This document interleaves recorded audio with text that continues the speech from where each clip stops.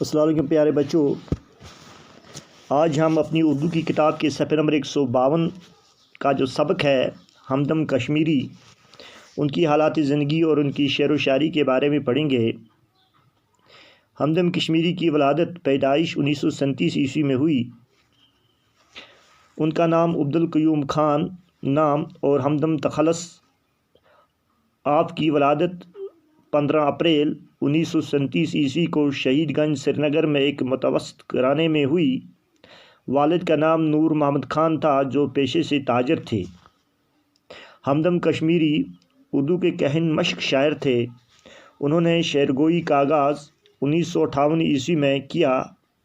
دھوپ لہو کی آپ کی غزلوں کا پہلا مجموعہ 2003 میں عیسوی میں شائع ہوا ہے۔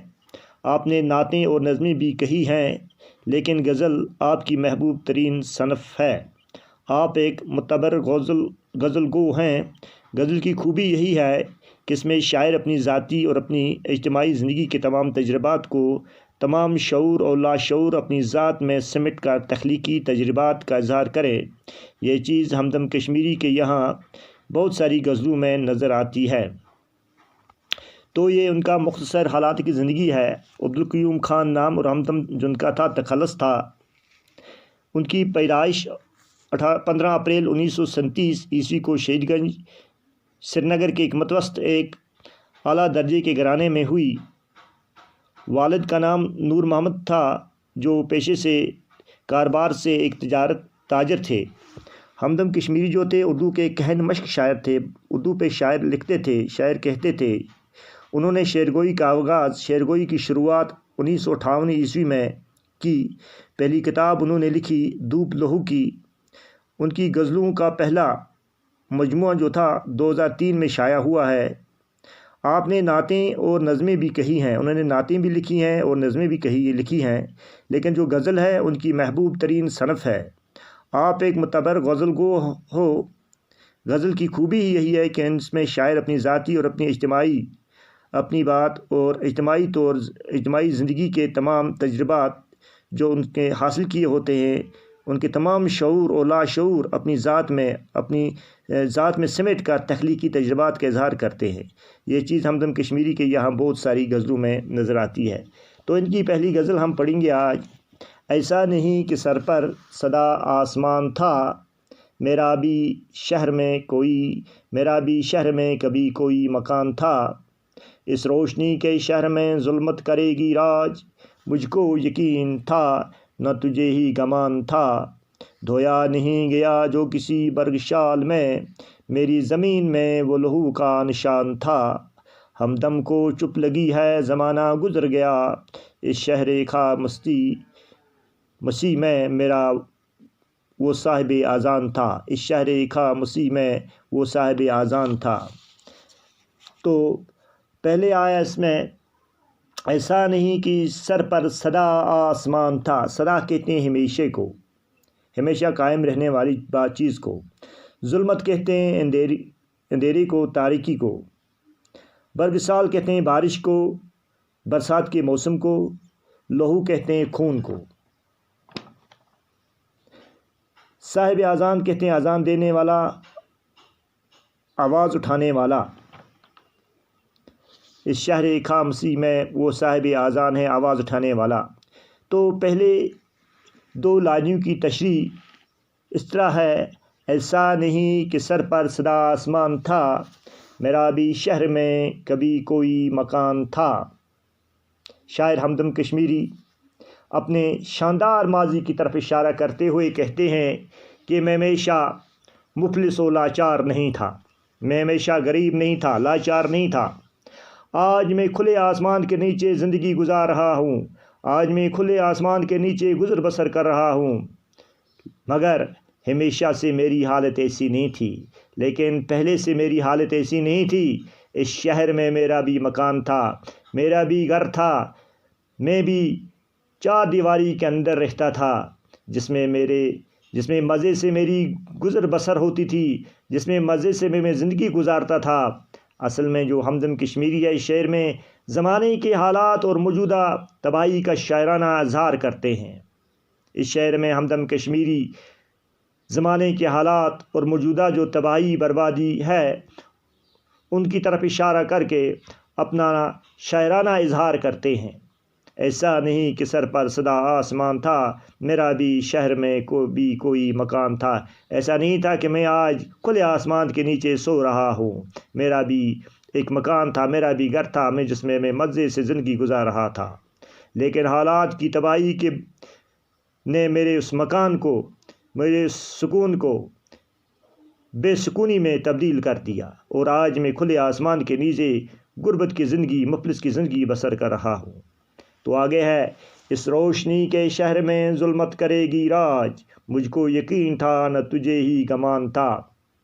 شاعر فرماتا ہے ہمدم کشمیری کہ میرا خوبصورت شہر روشنیوں سے جگمگا رہا ہے، روشنیوں سے چمک رہا ہے، اس میں اطمینان تھا، سکون تھا، خوشیاں تھی، امن تھا، مجھے گمان تک نہ تھا کہ میرا یہ شہر اجڑ جائے گا، میرا یہ گاؤں اجڑ جائے گا، نیست نابود ہو جائے گا، برباد ہو جائے گا، اور اندھیرا اس پر حکومت کرے گا، اور اندھیرا جو ہے اس پر راج کرے گا، روشنیاں مجبور ہو کر غائب ہو جائیں گی۔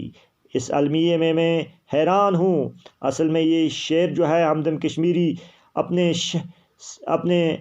جموں و کشمیر کی طرف اشارہ کر کے فرماتے ہیں کہ جو تباہی یہاں بربادی ہوئی ہے، تو کہتا ہے شاعر کہ میرا خوبصورت شہر جو تھا چمک رہا تھا، روشنی سے جگمگا رہا تھا، مجھے اطمینان تھا، اس میں سکون تھا، سکون سے ہم رہ رہے تھے، سکون سے ہم اپنی زندگی بسر کر رہے تھے، خوشیاں تھی، امن تھا، ہر طرف سکون تھا، ہر طرف خوشیاں ہی خوشیوں کا ماحول تھا۔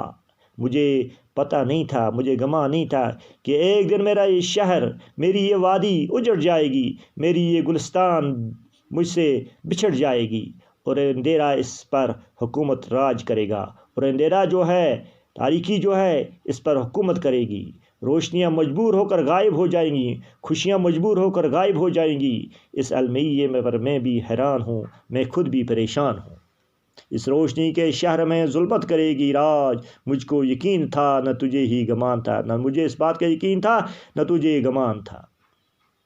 آگے کہتا ہے، دھویا نہیں گیا جو کسی برگشال میں، میری زمین پر وہ لہو کا نشان تھا۔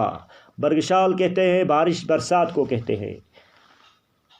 دھویا نہیں گیا جو کسی برگشال میں، میری زمین پر وہ لہو کا نشان تھا۔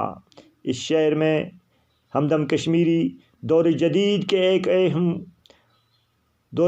کے جو ایک اہم اردو شاعر ہے، اپنی اس غزل میں فرماتا ہے ہمدم کشمیری کہ میری زمین پر خون کا ایسا نشان لگا ہے، میری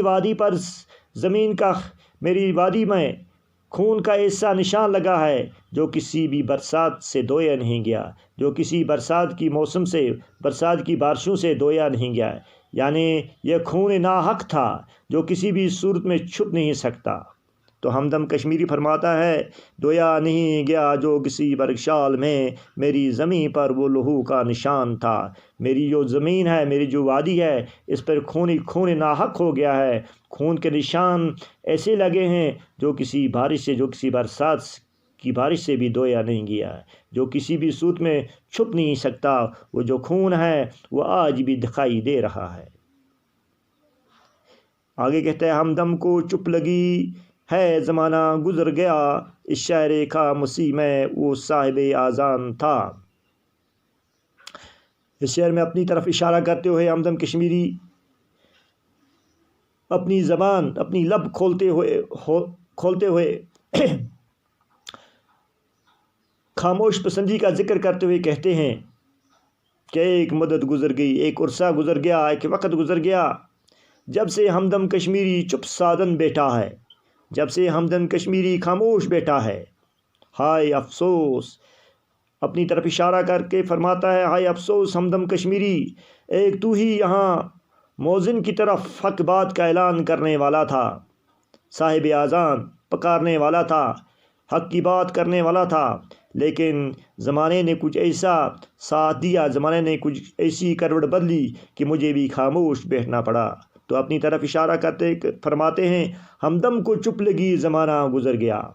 اس شعر میں شاعر ہمدم کشمیری اپنے شہر میں لب کھولنے والوں کی مسلط پسندی خاموشی کا ذکر کرتے ہوئے کہتے ہیں، جو لوگ سچائی کو چھپاتے ہیں، جو لوگ سچائی کی بات آگے نہیں لے جاتے ہیں، تو کہتا ہے کہ ایک مدت گزر گئی، ایک عرصہ گزر گیا جب سے ہمدم کشمیری بھی چپ بیٹھا ہے۔ ہائے افسوس ہمدم کشمیری، ایک تو ہی یہاں موذن کی طرف اذان دینے والا تھا، حق کی بات کہنے والا تھا، لیکن حالات کے برعکس، حالات کی مجبوریوں نے کچھ ایسی کروٹ بدلی کہ میں بھی آج خاموش بیٹھا ہوں، کہ میں بھی آج حق کی بات کہہ نہیں سکتا ہوں۔ تو پیارے بچوں، آج کا جو سبق ہے یہ یہیں تک ہے۔ خدا حافظ۔